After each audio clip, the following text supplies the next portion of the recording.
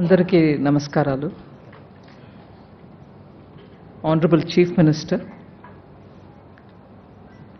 and Honorable and respected former Vice President of India, Padma Vibhushan, Shri Venkaiah Naidu ji,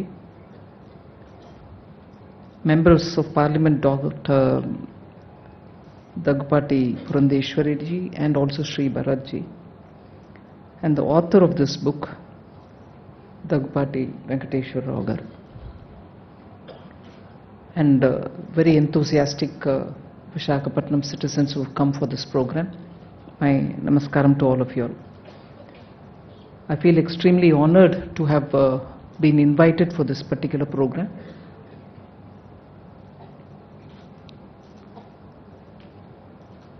I think it's almost unusual for somebody who's been in active political life for a very long time to engage in a very academic activity, that is to write a book.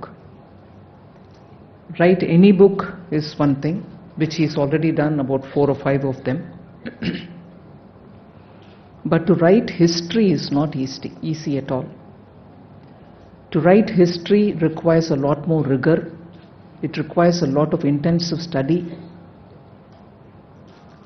I think it was Aristotle who once said, and I'm not sure about the exact words, but he said history, actually it's about the unchanged. దాంట్లో మార్పు చేర్పులు ఏం లేవు, నడిచిపోయాయి.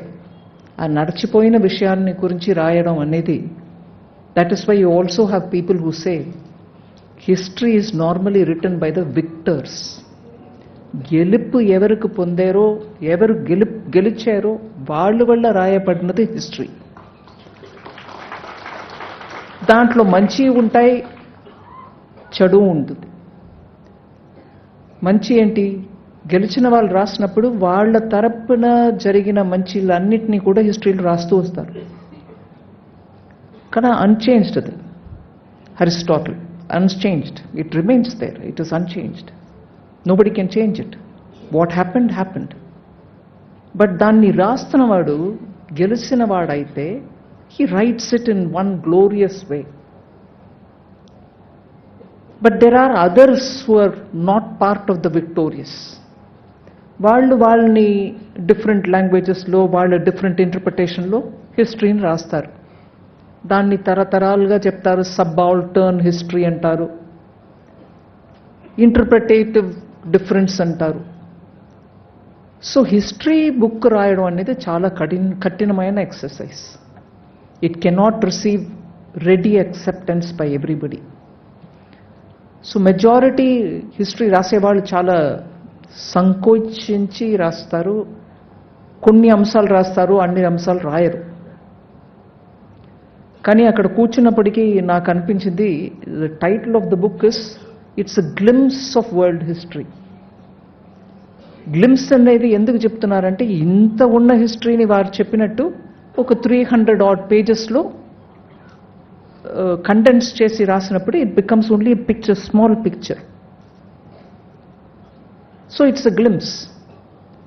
కానీ వారు మాట్లాడుతున్నప్పుడే వారు ఎంత involved అయిపోయి, టోటలీ దాంట్లో నిమగ్నం అయిపోయి, ఎక్స్పాన్సివ్గా హిస్టరీని రాయదలుచుకుని దాంట్లో ఉన్న ఎస్సెన్స్ని మాత్రం 360 odd పేజెస్లో రాశారు. బట్ వారు మాట్లాడుతున్నప్పుడు మనకు స్పష్టంగా తెలుస్తుంది ఎంత involved. He soaked himself in it. మంచిగా నాని తేలి బయట వచ్చి రాశారు book. At the same time వారు మాట్లాడుతున్నప్పుడు చాలా విషయాలు వారు చెప్తున్నప్పుడు వారు క్యారెక్టర్ ట్రైట్స్ కూడా బయట వస్తున్నాయి. హౌ సింపుల్, లూసిడ్, ఇలా క్రిస్టల్ లైక్ స్పష్టంగా నాకు అర్థమైంది, నేను రాస్తున్నాను అన్న టైప్లో. So I find this a very interesting combination in that individual who had a very long stint in politics. Long stint in politics which consists of so many different types of people. అందరూ వారిలాగా లేరు. వారికున్న typical qualities లేనటువంటి ఒక క్షేత్రం రాజకీయం. దాంట్లో 5 terms MLA, 2 terms of member of parliament, by which time వారు పర్సనాలిటీయే మారిపోయి ఉండాల్సింది, కానీ మారలా. He remained himself. And as a result, today, when he sits to do this kind of a very demanding exercise, he's managed to bring out the best, a glimpse of the world history. But varu maatladutunnappudu, Honorable Chief Minister cheppinattu, nenu full ga book ni chadavaledu, but because ee program ku vastunanu kabatti digital version lo I rapidly went through some sections which interested me. అందుకే ఆ line that history is written by victors, గెలుపు పొందిన వాళ్ళు రాయడం ఒక రకంగా రాస్తూ వచ్చినప్పటికీ కూడా, I was happy former vice president Venkaiah Naidu garu ఆ మాటని లేవెత్తారు. మన భారతదేశ చరిత్రాన్ని రాసిన వాళ్ళు అందరూ కూడా ఈ దేశానికి న్యాయం చేసినట్టు రాయల. నేను పాపులర్గా మనం ఇప్పుడు వాడే పుస్తకాల గురించి చెప్తున్నాను, బట్ ఒక్కొక్క రీజన్లో వాళ్ళ ఎక్స్పర్ట్స్ రాసిన పుస్తకాల్లో మంచి న్యాయంగా బాగా రాశారు. హిస్టరీ ఆఫ్ సౌత్ ఇండియా రాసిన వాళ్ళు మంచి పుస్తకాలు రాశారు. But that is not what is popularly available. మన స్కూల్ పిల్లలకో కాలేజీలో హిస్టరీ చదువుతున్న వాళ్ళు specialised history centre, learnings history centre for historical studies అన్న అటువంటి సెంటర్స్లో టీచ్ చేసే history has been written with a tendency of those who are either victors or who are party to the group which is victorious. అందువల్ల భారతదేశం ఒక చరిత్ర will still have to be written not once but by many scholars. మనకు ఇప్పుడు అది epic అంటాం, లేకపోతే మన ఏన్షియంట్ మిథాలజీ అనే రాంగ్ పదంని వాడతారు. రామాయణమో మహాభారతం గురించి మాట్లాడుతున్నప్పుడు we treat it as history. మన కల్చరల్ ట్రైట్ ఏంటి? ఇతిహాసం. యాజ్ ఇట్ ఇస్ చెప్పడం.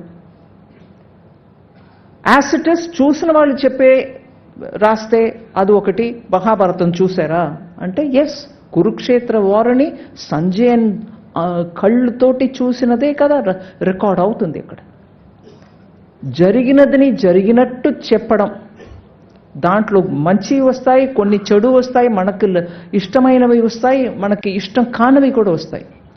బట్ అది చెప్పడానికంట అంత ఆత్మవిశ్వాసం, self confidence.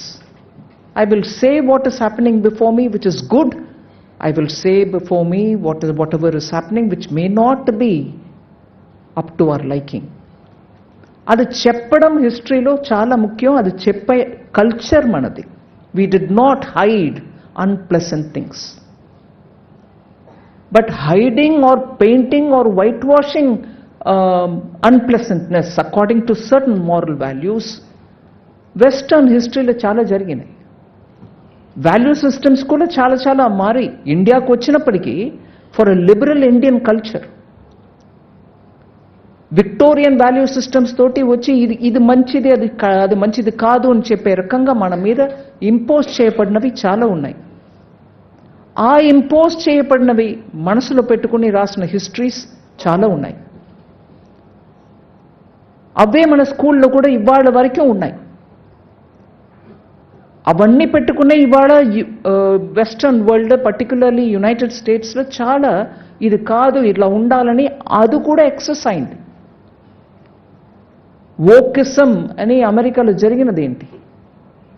That painted history is coming. మన ప్రాక్టీస్, సోషియో కల్చరల్ ప్రాక్టీస్ అన్నీ కూడా వేరే రకంగా కూడా ఉండాలి, ఇన్క్లూసివ్గా ఉండాలి అని వాళ్ళు పెద్ద ఒక ఎఫర్ట్ చేసి వోకిజం జరిగింది.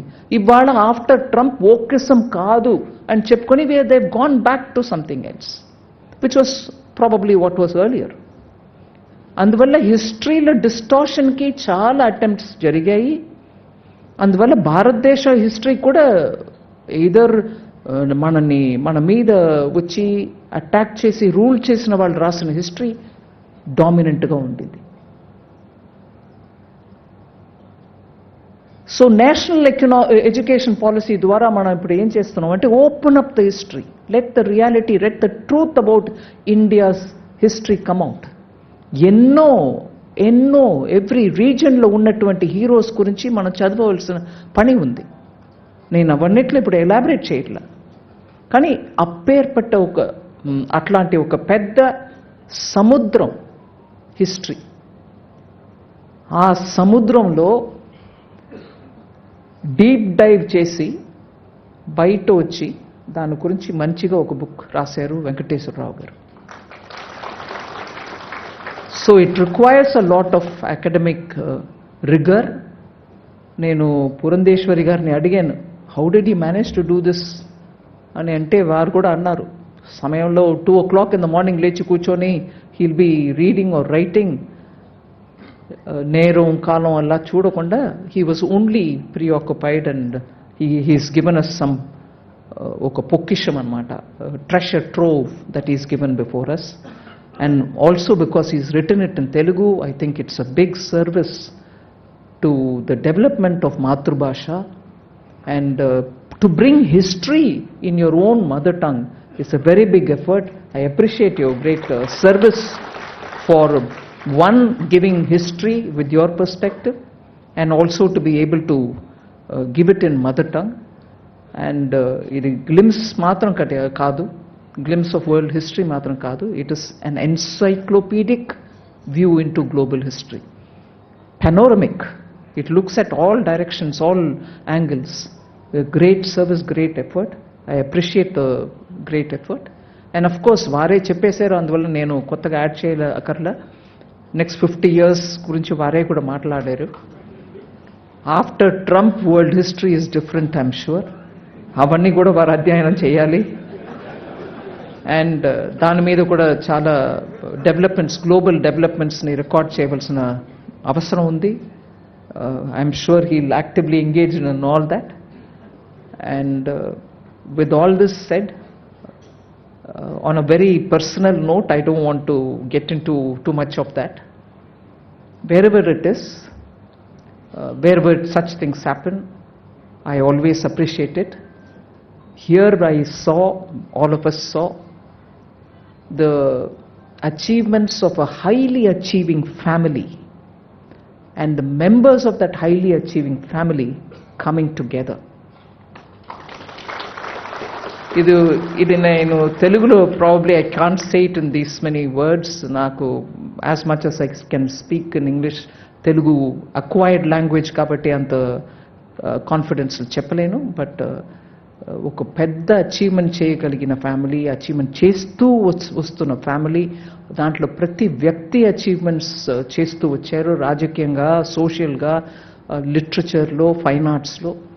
అట్లా ప్రతి ఒక్క member of the family, larger family, extended family, ప్రతి ఒక్క మెంబర్ కూడా అచీవ్మెంట్ చేసే టైప్ ఫ్యామిలీలో ఇవాళ ఇంకో ఒక అచీవ్మెంట్ని తీసుకొచ్చి ముందుకు పెట్టి మన అందరికి ముందు ఆ ఫ్యామిలీ ఒక్కరుగా అందరు మన ముందుకు నిలబెట్టారు. దానికోసం నేను I want to give a word of appreciation. It is important that societies draw inspiration. ఇట్లాంటి ఒక పెద్ద ప్రయత్నం కుటుంబం ఒక్కరుగా ఉండి ప్రతి ఒక్కరు వాళ్ళ అచీవ్మెంట్ని ముందుకు పెట్టి కమ్యూనిటీలో ఉన్న వాళ్ళందరూ కూడా దాంతో ఏకమైపోయి అది సెలబ్రేట్ చేయగలిగితే దానికంటే ఒక పెద్ద బ్లెస్సింగ్ ఫర్ ఆ కమ్యూనిటీస్ ఏం లేవు. ఈ విషయం ఇక్కడ జరుగుతూ ఉండగా ఐ వాజ్ అ విట్నెస్. దానికోసం నేను మీ అందరి తరపున థ్యాంక్ యూ చెప్పుకుంటాను. Thank you very much.